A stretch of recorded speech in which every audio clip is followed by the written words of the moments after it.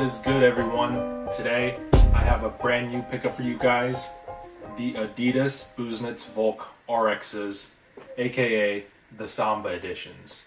Got these in the triple black version. I mean, damn, these are pretty sick shoes. So let's talk about them. So this is a Busenitz Vulc, and I've had a pair of Busenitz Vulcs before. It was the first generation of Busenitz Vulcs that came out right after they released the Busenitz ADVs, and those were honestly not great shoes. They're kind of actually shitty shoes. My main gripe with those shoes was that the sole was really thin. I mean, I know it was a vulcanized shoe and all, but it was very uncomfortable to wear. I wore through it really quickly skating it.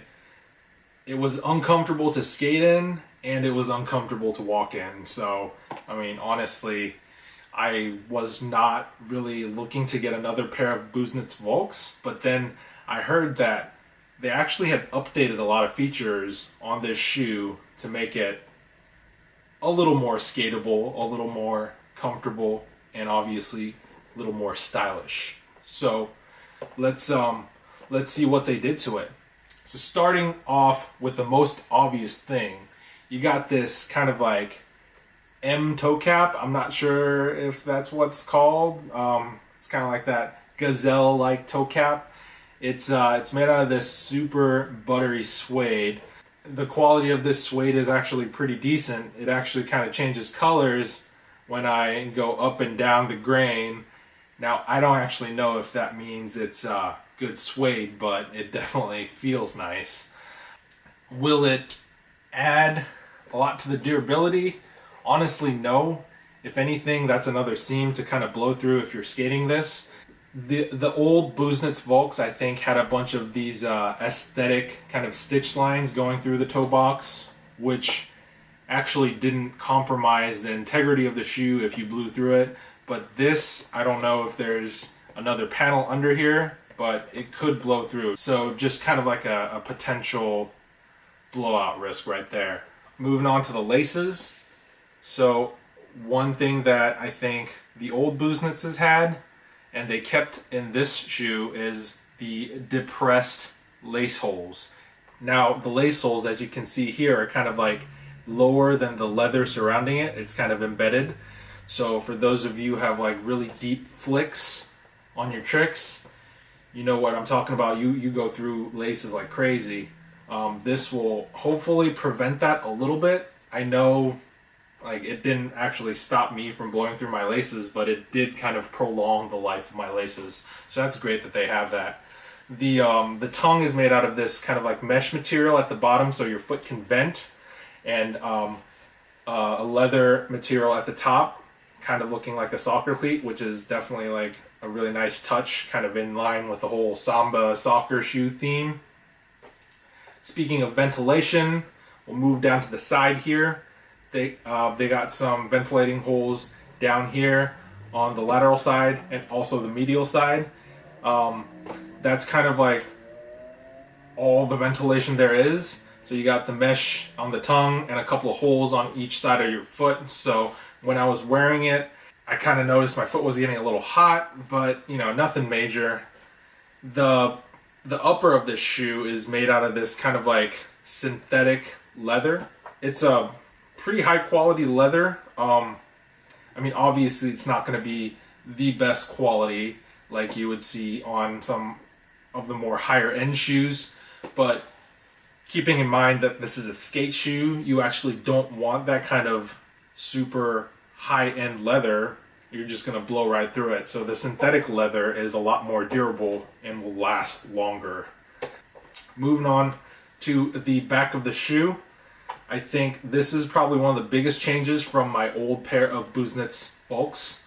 They added these kind of like heel stabilizing pads on either side to kind of dig into the space around your Achilles tendon.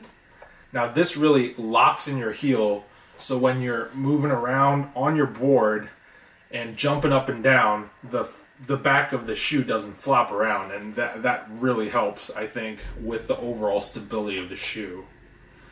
So the big question is, how comfortable is this shoe?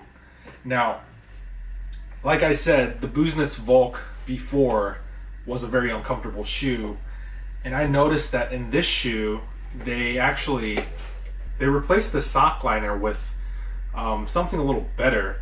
The sock liner in the previous Busenitz Vulc was just like a little piece of foam. It had no support. This, I don't know if this is adiprene or not, but it definitely has a lot more rebound, a lot more cushion.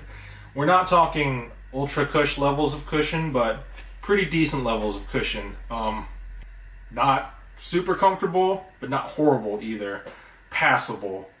Definitely not going to be, jumping down anything larger than 3 or 4 stairs with these though, or you're going to start to feel that pain in your heel. Moving on to the rear of the shoe, we got this kind of like rubber heel counter / stabilizer back here. Back in the day, I thought this was some sort of like protection for heel flips or something like that. I thought like you actually heel flip with your heel, but I later realized they're just like heel stabilizers. But yeah, you got this kind of like cool embroidered pattern on the back just to add a little bit of flair.